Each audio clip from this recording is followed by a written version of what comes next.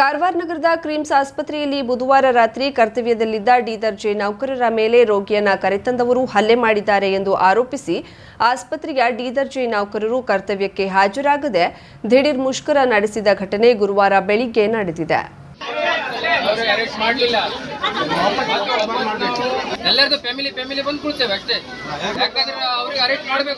ಬುಧವಾರ ರಾತ್ರಿ ಕ್ರಿಮ್ಸ್ ಆಸ್ಪತ್ರೆಯ ತುರ್ತು ಚಿಕಿತ್ಸಾ ಘಟಕಕ್ಕೆ ರೋಗಿಯೋರ್ವರನ್ನ ಚಿಕಿತ್ಸೆಗೆ ಕರೆತರಲಾಗಿತ್ತು.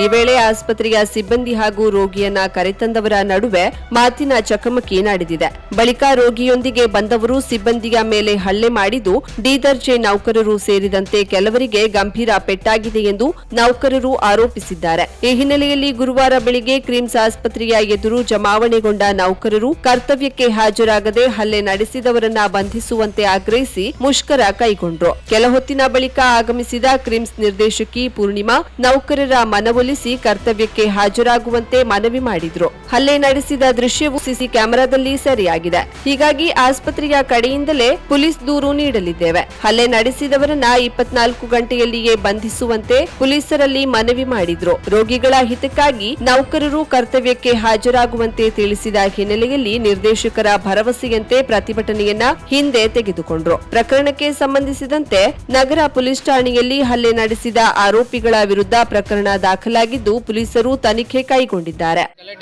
ಅದ್ರ ಬಗ್ಗೆ ನಾವೆಲ್ಲ ಮುಷ್ಕರ ಮಾಡಿದ್ವಿ. ಈಗ ಪೊಲೀಸರವರು ನಮ್ದು ಮುಖ್ಯಸ್ಥರೆಲ್ಲ ಬಂದು ಅವ್ರಿಗೆ ಯಾರು ಹೊಡೆದಿದ್ದಾರೆ ಅವ್ರಿಗೆ ಅರೆಸ್ಟ್ ಮಾಡ್ತಂತೆ ಕಂಪ್ಲೇಂಟ್ ಮಾಡಿ ಅರೆಸ್ಟ್ ಮಾಡ್ತಂತ ಹೇಳಿದ್ದಾರೆ.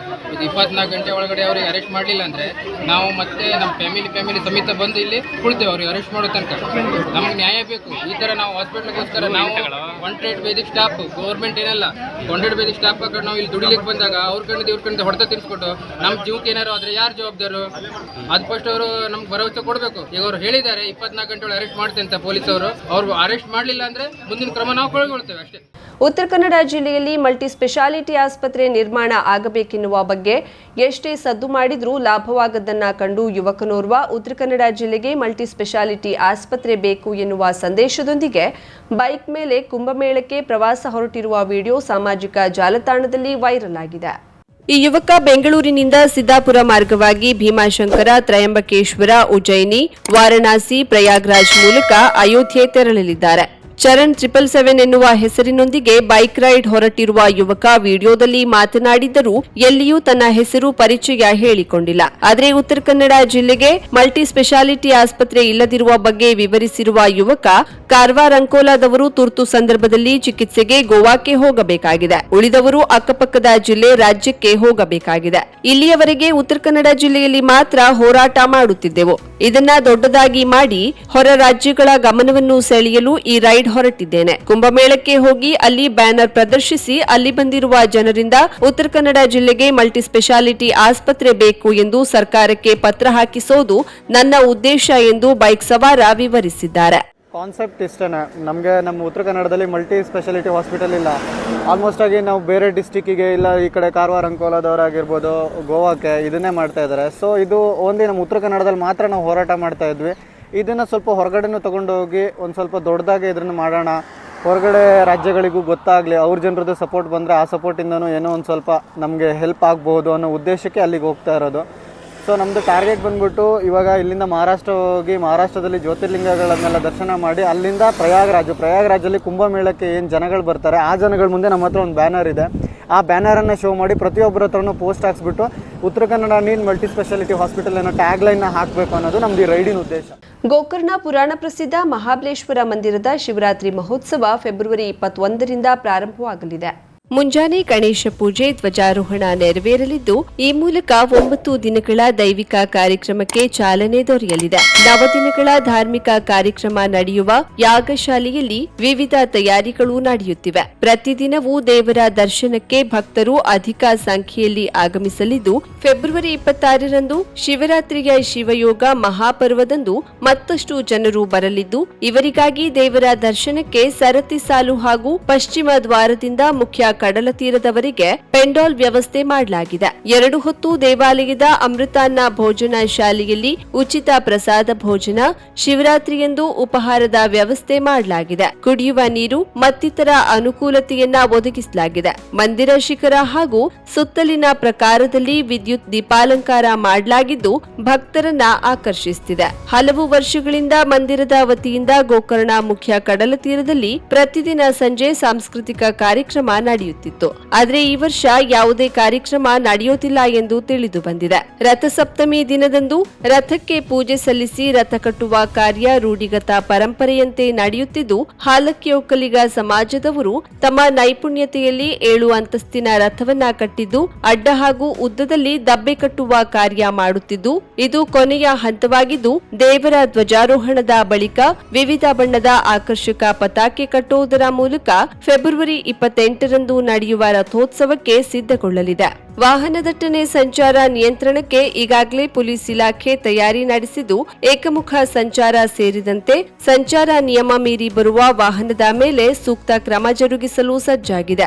ಜಿಲ್ಲೆಯ ವಿವಿಧೆಡೆ ಹಾಗೂ ಕಾರವಾರ ಮೀಸಲು ಪೊಲೀಸ್ ಇಲ್ಲಿಗೆ ಬಂದೋಬಸ್ತಿಗೆ ಆಗಮಿಸಲಿದ್ದು, ಶಾಂತಿ ಸುವ್ಯವಸ್ಥೆ ಕಾಪಾಡಲು ಖಾಕಿ ಪಡೆ ಸನ್ನದ್ಧವಾಗಿದೆ. ಕರಾವಳಿ ಮುಂಜಾವು ಡಿಜಿಟಲ್ ನ್ಯೂಸ್, ವಿನಾಯಕ್ ಶಾಸ್ತ್ರಿ, ಗೋಕರ್ಣ. ಕುಮಟಾ ತಾಲೂಕಿನ ಬರ್ಗಿ ಕಿಮಾನಿ ಬಳಿಯ ಅಘನಾಶಿನಿ ನದಿಯ ದಡದಲ್ಲಿ ನಡೆದ ಅಘನಾಶಿನಿ ಕಾಂಡ್ಲಾ ಸಂರಕ್ಷಣಾ ಅಭಿಯಾನಕ್ಕೆ ಹೊನ್ನಾವರ ಅರಣ್ಯ ವಿಭಾಗದ ಉಪ ಸಂರಕ್ಷಣಾಧಿಕಾರಿ ಯೋಗೀಶ್ ಸಿಕೆ ವೃಕ್ಷ ಪೂಜೆ ನೆರವೇರಿಸುವ ಮೂಲಕ ಚಾಲನೆ ನೀಡಿದರು.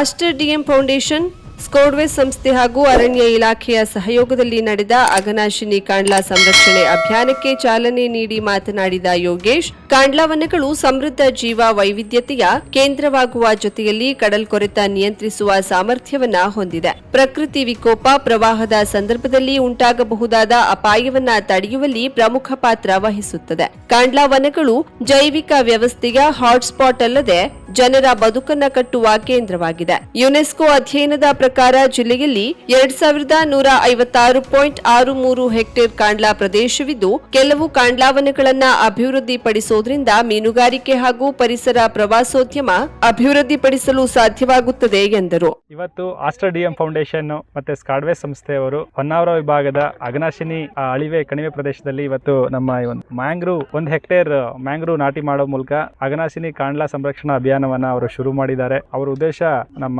ಒಂದು ಉತ್ತರ ಕನ್ನಡ ಜಿಲ್ಲೆಯಲ್ಲಿ ಕಾರವಾರದಿಂದ ಹಿಡಿದು ಭಟ್ಕಳದವರೆಗೆ ಈ ಕರಾವಳಿ ಪ್ರದೇಶದಲ್ಲಿ ಮ್ಯಾಂಗ್ರೂವ್ ಎಕೋಸಿಸ್ಟಮ್ ಎಲ್ಲಿ ಬರ್ತದೆ ಅದನ್ನೆಲ್ಲ ಸಂರಕ್ಷಣೆ ಮಾಡಬೇಕು, ಎಲ್ಲಿ ಡಿಗ್ರೇಡೇಷನ್ ಆಗಿರ್ತದೆ ಅದನ್ನ ಮತ್ತೆ ರಿಜನರೇಷನ್ ಮಾಡಬೇಕು, ಅಂದ್ರೆ ಪುನಶ್ಚೇತನ ಮಾಡಬೇಕು, ಹಾಗೆ ಎಲ್ಲಿ ಹೆಚ್ಚಿಗೆ ಮ್ಯಾಂಗ್ರೂವ್ ಕವರ್ನ ಅವರು ಜಾಸ್ತಿ ಮಾಡೋದಕ್ಕೆ ಅವಕಾಶಗಳಿದೆ ಅಂತ ಹೇಳಿ ಆ ಎಲ್ಲ ನಿಟ್ಟಿನಲ್ಲಿ ಅವರು ಇವತ್ತು ಆ ಅಭಿಯಾನಕ್ಕೆ ಇವತ್ತು ಚಾಲನೆ ನೀಡಿದ್ದಾರೆ. ಈ ರೀತಿ ಸಂಘ ಸಂಸ್ಥೆಗಳಿಂದ ನೇಚರ್ನ ನಾವು ಸಂರಕ್ಷಣೆ ಮಾಡೋದು, ಅಂದ್ರೆ ಪ್ರಕೃತಿ ಸಂರಕ್ಷಣೆ ಅಥವಾ ಮ್ಯಾಂಗ್ರೂವ್ ಸಂರಕ್ಷಣೆ ಅಥವಾ ಬೇರೆ ಬೇರೆ ರೀತಿಯಂತ ಒಂದು ಸ್ಪೆಷಲ್ ಎಕೋಸಿಸ್ಟಮ್ನ ಸಂರಕ್ಷಣೆ ಮಾಡೋದು ಇಲಾಖೆ ಅದನ್ನ ಬಹಳ ಧನಾತ್ಮಕವಾಗಿ ಸ್ವೀಕರಿಸುತ್ತದೆ. ಮತ್ತೆ ಇಲಾಖೆಯಿಂದ, ನಮ್ಮ ಅರಣ್ಯ ಇಲಾಖೆಯಿಂದ ಅವರಿಗೆ ಸಹಕಾರ ಯಾವಾಗಲೂ ಇರುತ್ತದೆ.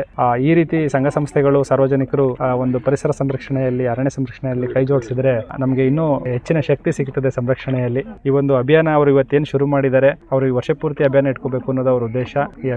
ಈ ಇವತ್ತಿನ ಅವರು ಒಂದು ಸಾಂಕೇತಿಕವಾಗಿ ಏನ್ ಮಾಡಿದ್ದಾರೆ ಅವರಿಗೆ ನಾನು ಅಭಿನಂದನೆಗಳನ್ನು ತಿಳಿಸ್ತೀನಿ. ಅದೇ ರೀತಿ ವರ್ಷ ಪೂರ್ತಿ ಏನ್ ಮಾಡಬೇಕು ಅಂತ ಅವರು ಒಂದು ಪ್ರೋಗ್ರಾಮ್ ಹಾಕೊಂಡಿದ್ದಾರೆ. ಅದೆಲ್ಲ ಬಹಳ ಯಶಸ್ವಿಯಾಗಿ ಆಗ್ಲಿ, ಮತ್ತೆ ಸಾರ್ವಜನಿಕರು ಕೂಡ ಅವರ ಈ ಒಂದು ಕಾರ್ಯಕ್ರಮಕ್ಕೆ ಕೈ ಜೋಡಿಸಿ ಸಹಕರಿಸಿ, ಮತ್ತೆ ಇಲಾಖೆನೂ ಕೂಡ ಅವರಿಗೆ ಎಲ್ಲ ರೀತಿಯ ಸಹಕಾರವನ್ನ ನೀಡುತ್ತೆ ಅಂತ ಹೇಳ್ತೀನಿ. ಅಭಿಯಾನದ ಮುಖ್ಯಸ್ಥ ಸ್ಕೋಡ್ವೇಸ್ನ ಕಾರ್ಯನಿರ್ವಾಹಕ ನಿರ್ದೇಶಕ ಡಾಕ್ಟರ್ ವೆಂಕಟೇಶ್ ನಾಯ್ಕ್ ಮಾತನಾಡಿ, ಕಳೆದ ಮಳೆಗಾಲದಲ್ಲಿ ಜಿಲ್ಲೆಯಲ್ಲಾದ ಹಲವಾರು ಪ್ರಕೃತಿ ವಿಕೋಪ ಸಂಗತಿಗಳು, ನದಿಯಂಚಿನಲ್ಲಿ ಉಂಟಾದ ಅನಾಹುತಗಳು, ಕಡಲ ಜೀವ ವೈವಿಧ್ಯತೆಯ ವ್ಯವಸ್ಥೆಯಲ್ಲಾಗುತ್ತಿರುವ ಸಮಸ್ಯೆಗಳನ್ನ ಗಮನದಲ್ಲಿಟ್ಟುಕೊಂಡು ಅಘನಾಶಿನಿ ಕಾಂಡ್ಲಾ ಸಂರಕ್ಷಣಾ ಅಭಿಯಾನವನ್ನ ಆರಂಭಿಸಿರುತ್ತೇವೆ. ಈ ಅಭಿಯಾನವು ಪ್ರಥಮ ಹಂತದಲ್ಲಿ ಕಾರವಾರದಿಂದ ಭಟ್ಕಳದವರೆಗಿನ ಸಮುದ್ರ ತೀರದ ನದಿ ಪ್ರದೇಶದಲ್ಲಿ ನಡೆಯಲಿದ್ದು, ಕಾಂಡ್ಲಾ ನಾಟಿ, ನೆಡುತೋಪು ಸಂರಕ್ಷಣೆ, ಜನಜಾಗೃತಿ, ನದಿ ತೀರ ಪ್ರದೇಶಗಳ ಜನರಿಗೆ ವಿವಿಧ ಹಂತದ ಕೌಶಲ್ಯ ತರಬೇತಿ, ಪರಿಸರ ಪ್ರವಾಸೋದ್ಯಮ, ಜೇನು ಸಾಕಾಣಿಕೆ ಸೇರಿದಂತೆ ಹಲವಾರು ಕಾರ್ಯಕ್ರಮಗಳನ್ನು ಹಮ್ಮಿಕೊಳ್ಳುವ ಉದ್ದೇಶ ಹೊಂದಲಾಗಿದ್ದು, ಸಾರ್ವಜನಿಕರು, ಸಂಘ ಸಂಸ್ಥೆಗಳು, ಜನಪ್ರತಿನಿಧಿಗಳು ಈ ಕಾರ್ಯಕ್ಕೆ ಕೈಜೋಡಿಸುವಂತೆ ಮನವಿ ಮಾಡಿದ್ರು. ಪಾತ್ರ ವಹಿಸ್ತದೆ ಅನ್ನೋ ಒಂದು ಅಂಶ ನಮ್ಮ ಗಮನಕ್ಕೆ ಬಂದಿದ್ರಿಂದ ನಾವು ಅರಣ್ಯ ಇಲಾಖೆ ಮತ್ತು ವಿವಿಧ ಸಂಘ ಸಂಸ್ಥೆಗಳ ಜೊತೆ ಸೇರಿ ನಮ್ಮ ಹತ್ರ ಆದಷ್ಟು ಮಟ್ಟಕ್ಕೆ ನಾವು ಇದನ್ನ ಕಾಂಡ್ಲಾ ನೆಡಬೇಕು ಮಾಡಬೇಕು ಅನ್ನೋ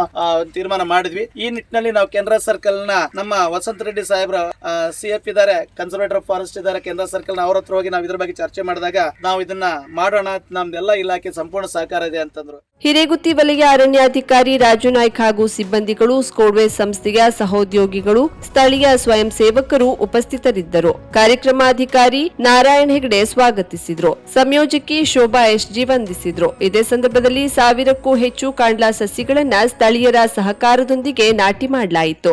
ಕೇವಲ ಬದುಕಿನ ಅನಿವಾರ್ಯತೆಗೆ ಶಿಕ್ಷಕ ವೃತ್ತಿಯನ್ನ ಆಯ್ಕೆ ಮಾಡದೆ ವೃತ್ತಿಯ ಗೌರವವನ್ನ ಉಳಿಸಿಕೊಳ್ಬೇಕು. ಅಲ್ಲದೆ ಶಿಕ್ಷಕ ಬದ್ಧತೆಯಿಂದ ಕೆಲಸ ಮಾಡುತ್ತಾ ಸಮಾಜದ ವಿವಿಧ ಕ್ಷೇತ್ರಗಳಲ್ಲಿ ತೊಡಗಿಸಿಕೊಳ್ಳಬೇಕೆಂದು ನಿವೃತ್ತ ಪ್ರಾಚಾರ್ಯ ಡಾಕ್ಟರ್ ಮಹೇಶ್ ಗೋಳಿಕಟ್ಟೆ ಹೇಳಿದರು.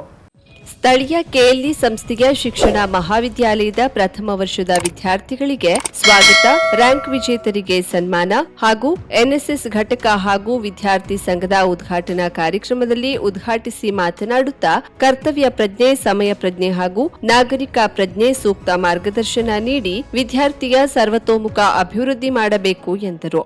ರಾಜ ಅಂತ ಮಾಡ್ತಾರೆ. ನಾವು ಹೇಳೋದು ಹಾಗೆ ರಾಜ ಅಂತಂದ್ರೆ ಭೂಮಿಗೆ ತಾಯಿ ಅಲ್ವಾ, ಭೂಮಿ ತಾಯಿಗೆ ತಾಯಿ ಅಂದ್ರೆ ಅದನ್ನ ರಾಜನನ್ನ ಗಂಡು ಅನ್ನುವಂತ ರೂಪದಲ್ಲಿ ವಿವರಿಸ್ತಾನೆ ಕವಿ. ಭೂಮಿಯನ್ನ ಹೆಣ್ಣು ಅನ್ನೋ ತಾಯಿ ಮತ್ತೆ ತಂದೆ ಅಂದ್ರೆ ಅವಾಗ ಏನಾಗ್ತದೆ, ಆ ನದಿಯ ತೀರದಲ್ಲಿ, ಸಮುದ್ರ ತೀರದಲ್ಲಿ ಈ ನದಿಗಳು ತೆರೆಗಳು ಅಪ್ಪಳಿಸ್ತಾ ಇರ್ತಾರೆ. ಇಷ್ಟೆಲ್ಲ ತೆರೆಗಳು ಬಂದು ಭೂಮಿಗೆ ಅಪ್ಪಳಿಸಿದ್ರು ಕೂಡ ಭೂಮಿ ಸ್ವಲ್ಪ ಒಳಗಡಿಲ್ಲ, ಅಲ್ಲೇ ಇರ್ತದೆ, ರೀತಿಯಲ್ಲಿ ಇರ್ತದೆ. ಮುಸ್ಲಿಮ್ಸೆಲ್ಲ ಸ್ವಲ್ಪ ಹೆಚ್ಚಾಗ್ತದೆ, ಆ ರೀತಿ ಎಲ್ಲೂ ಹೋಗುದಿಲ್ಲ. ಭೂಮಿ ತಾಯಿ ಇದ್ದಲ್ಲಿ ಅವನು ಸಂಸ್ಕಾರ ಬಗ್ಗೆ ಚೆನ್ನಾಗಿ ಬಂದ್ರೆ ಅವಾಗ ಸಮುದ್ರ ರಾಜ ಅವನ ತೆರೆ ಇದಕ್ಕೆ ಅಲೆಗಳಿದಾವಲ್ಲ, ಅಲೆಗಳಿಗೆ ಅವನು ತನ್ನ ತೋಳುಗಳನ್ನ ಬಿಡಿಸ್ತಾನೆ. ಸಮುದ್ರದ ತೋಳುಗಳು, ಸಮುದ್ರ ರಾಜನ ತೋಳು.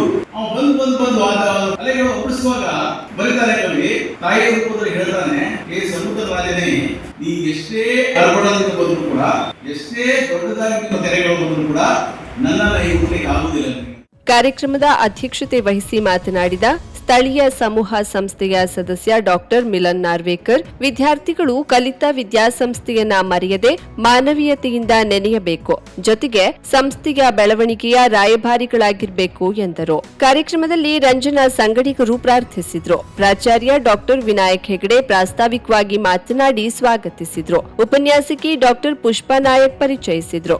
ವಿದ್ಯಾರ್ಥಿ ಸಂಘದ ಉಪಾಧ್ಯಕ್ಷ ಹಾಗೂ ಸಾಧಕ NSS ಅಧಿಕಾರಿಗಳಾದ ರಾಘವೇಂದ್ರ ಅಂಕೋಲಿಕರ್ ಸನ್ಮಾನ ಸ್ವೀಕರಿಸಿ ಕ್ರಿಯಾ ವರದಿ ವಾಚಿಸಿದ್ರು. ಕಾಲೇಜಿನ ರ್ಯಾಂಕ್ ವಿಜೇತ ವಿದ್ಯಾರ್ಥಿಯರಾದ ಪಲ್ಲವಿ ಗಾವಡಿ, ತೃಪ್ತಿ ನಾಯ್ಕ್ ಹಾಗೂ ಅರ್ಚನಾ ನಾಯ್ಕ್ ಸನ್ಮಾನ ಸ್ವೀಕರಿಸಿ ಮಾತನಾಡಿದ್ರು. ಸನ್ಮಾನಿತರನ್ನ ಉಪನ್ಯಾಸಕ ಮಂಜುನಾಥ್ ಇಟಗಿ ಪರಿಚಯಿಸಿದ್ರು. ಪ್ರಧಾನ ಕಾರ್ಯದರ್ಶಿ ಮಧುರಾ ಗೌಡ ವಂದಿಸಿದ್ರು. ಕಾತ್ಯಾಯಿನಿ ನಾಯ್ಕ್ ಹಾಗೂ ಗಣೇಶ್ ಹಿರೇಮಠ ನಿರೂಪಿಸಿದ್ರು. Karavali Munjavu digital news, Subhash Karebail, Ankola.